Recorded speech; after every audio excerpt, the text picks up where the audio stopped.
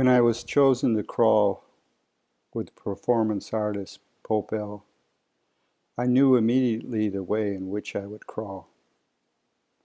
He encouraged a crawl that would be the most challenging. For me, that meant going back 30 years into my memory and reawakening my Tortuga Crawl. Back in 1990, Gabriele and I had erected a tipi in the oldest shantytown in New York. We lived in it for over 2 years. An Arkansas trucker couple visited one day. In water tanks attached to their semi-trailer bed, they weekly delivered live carp, frogs, and turtles to the surrounding Chinatown restaurants and vendors. In our conversation, I had told them about the creation story of the Native American Lenape, how they believed their homeland was created when the Great Spirit placed the earth on the back of a giant turtle. I knew the stories, but only as a child does, unable yet to understand or practice the reverence for life that the sacred hoop and my friend would bestow. The trucker couple offered to bring a snapping turtle back from Arkansas. So by the time they returned the next week, I had already dug and built a fenced-in pond in the shantytown. Mr. Lee lived next to us in the hut he had built, so the turtle pond was midway between us. Although Mr. Lee spoke no English, only Chinese and a little Spanish, we would have simple but animated conversations every day about Tortuga. One continuing argument was, "Tortuga belongs to the sun." No, no, no. Tortuga belongs to the moon.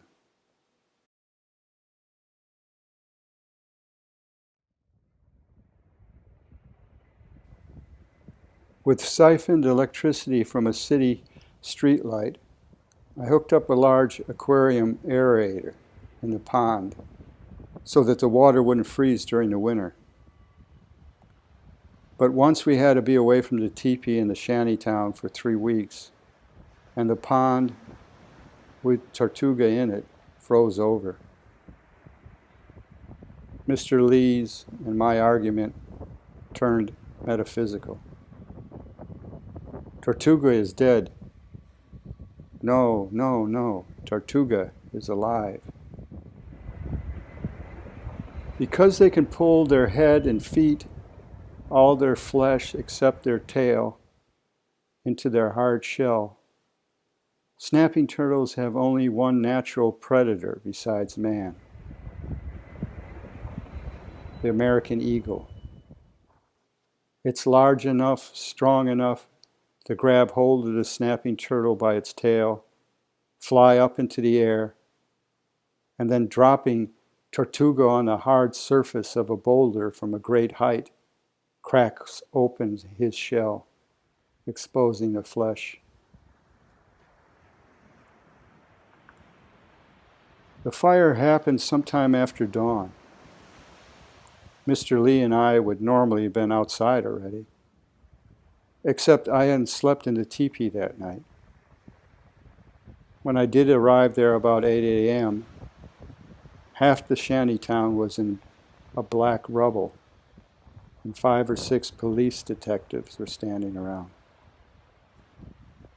There had been more than a dozen fires at the hill in the 2 years we'd been there. Firemen always arrived, but never police. Walking up and around the partially burnt teepee, I walked right past Mr. Lee without noticing him.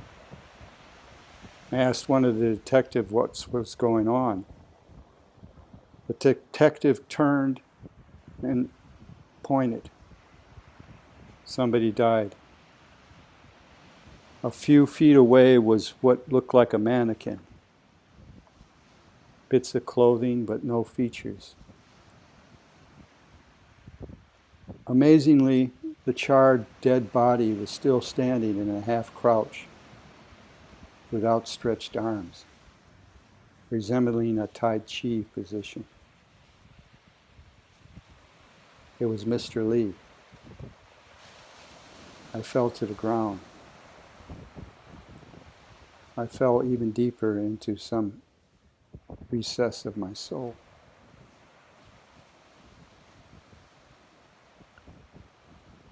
The pond ice melted in the days following Mr. Lee's death. And when the giant turtle crawled out of the water, I crawled with him. I vowed to follow the spirit animal to wherever he led me. In the following days, to those who knew me, they saw someone who was in psychosis. But I knew then, as I know now, that my guilt and grief were demanding a necessary journey.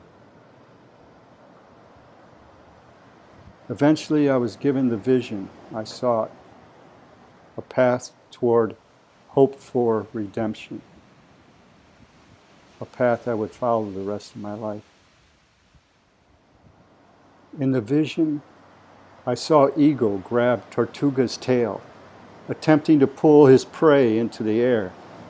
But Tortuga held fast to the earth. Time froze. And then earth and time were pulled backwards in the great struggle. I had carried Tortuga to Brooklyn's Prospect Park Pond to release him. He crawled into the water to swim away. And now, with the strength and truth of my vision, I also began my crawl, pulling the past forward into the future beyond. Mr. Lee had called his hut the House of United Nations. So I knew where I needed to go, but my journey to the United Nations building on 42nd Street would be difficult, especially because much of it would need to be a Tortuga crawl. Difficult physically to crawl the 4 miles, but also difficult because of the public scrutiny that the crawling would attract. Home stretch, home stretch.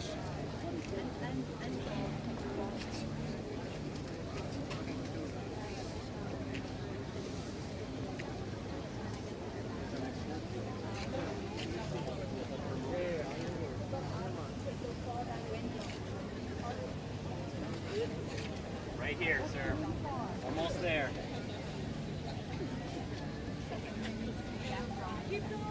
Almost there.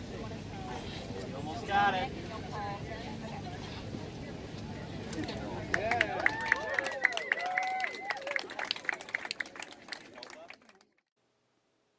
I have been collecting turtle emblems over the past 30 years.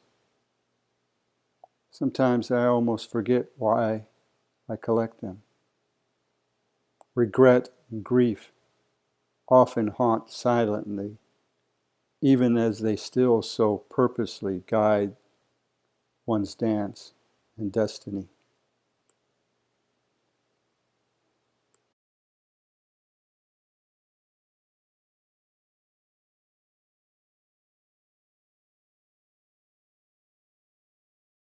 Streets blossom where you roam until timeless spring, now golden wings unfold.